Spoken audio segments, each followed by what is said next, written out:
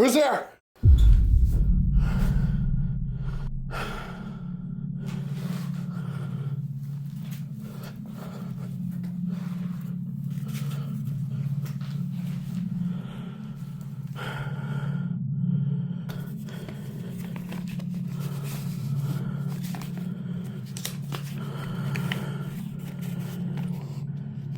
You already spent the money. Might as well play the game. P.S. You suck. Fuck!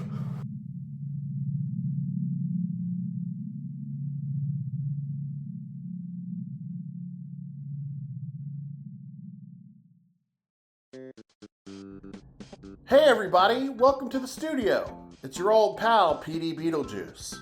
You know, it's time we address the elephant in the room. The studio's looking a little outdated. But today we're playing Pokémon Pokopia, a game about building the perfect habitat for Pokémon. So why not spruce up the old studio while we're at it?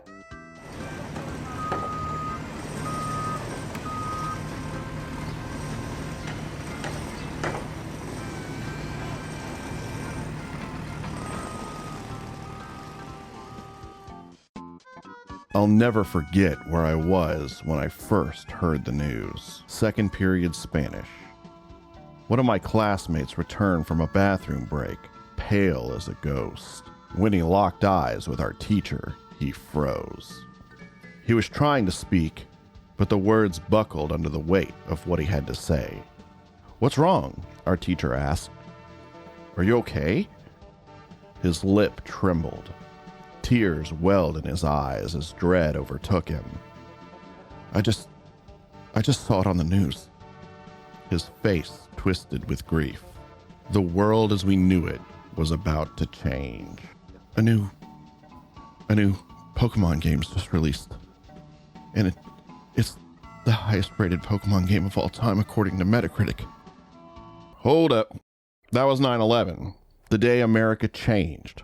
Forever.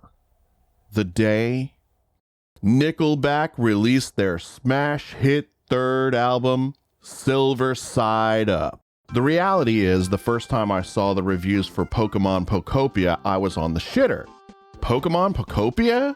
The highest rated Pokemon game of all time? Better than Heart Gold and Soul Silver? Better than Black and White? Better than Pokemon Conquest, the strategy RPG nobody remembers that I traded into GameStop and now costs over $100 on eBay? Better than that game? I had to know why, god damn it. So, with a little outside encouragement, I set aside my moral convictions and picked up a copy for review. Pokémon Pokopia is a cozy city-building life sim set in a post-apocalyptic hellscape. You step into the gelatinous amorphous shoes of Ditto, disguised as a human. From there, you gather resources, develop the terrain, attract Pokemon, and transform a dilapidated wasteland into the ideal environment for your Pokemon pals. It's a strong premise. A huge part of Pokemon has always been exploration. Grassy pathways, shaded forests, power plants, haunted towers, ancient ruins, mountaintops, pitch black caves, each one with its own ecosystem of Pokemon to battle, catch, and collect. But in a traditional Pokemon game, you're just a traveler passing through. In Pokemon Pokopia, you're a local. Each ruined biome becomes a blank canvas to shape as you see fit. And the core gameplay loop is solid. You gather materials, build habitats, attract new Pokemon residents, fulfill requests, and repeat.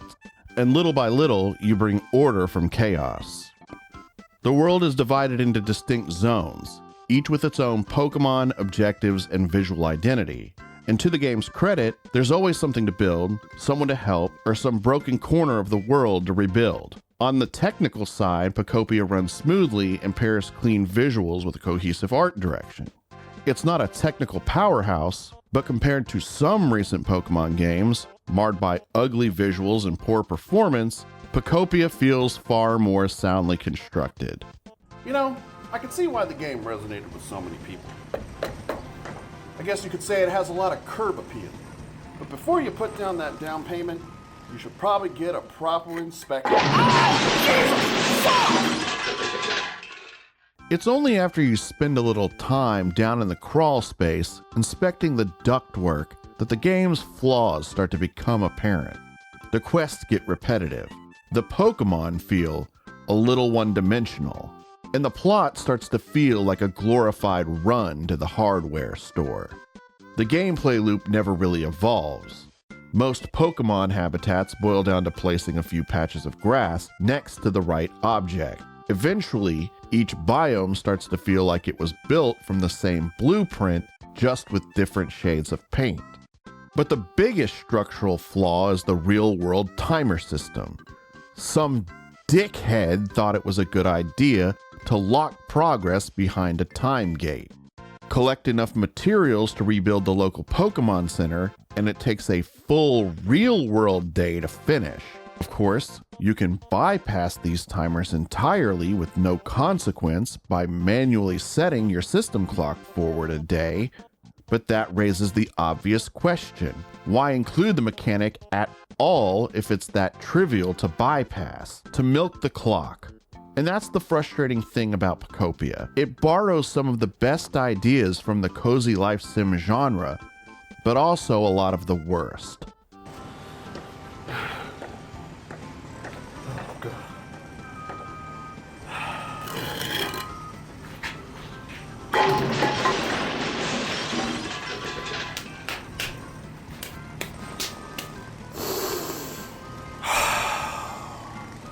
Good enough.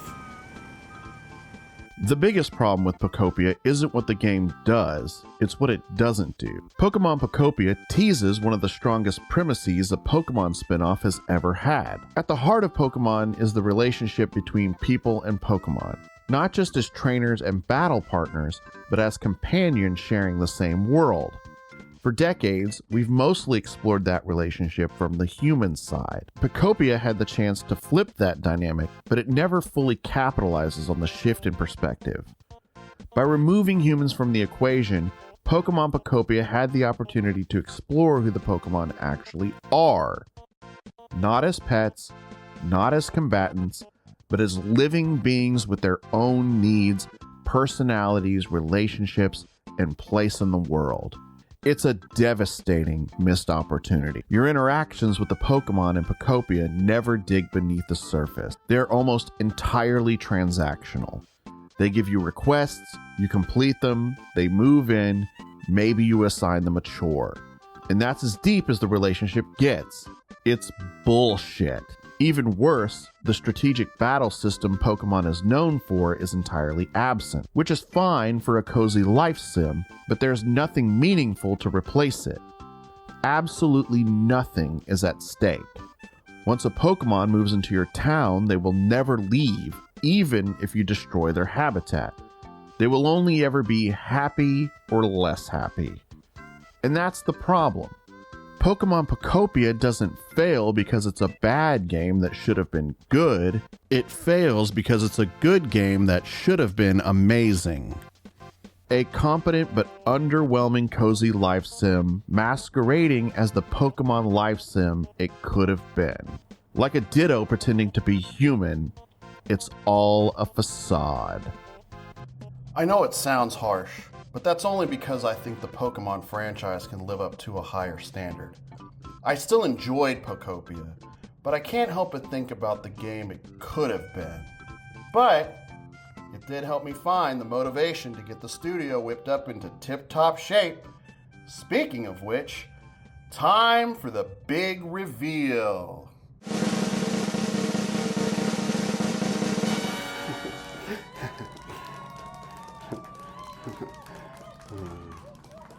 Nice.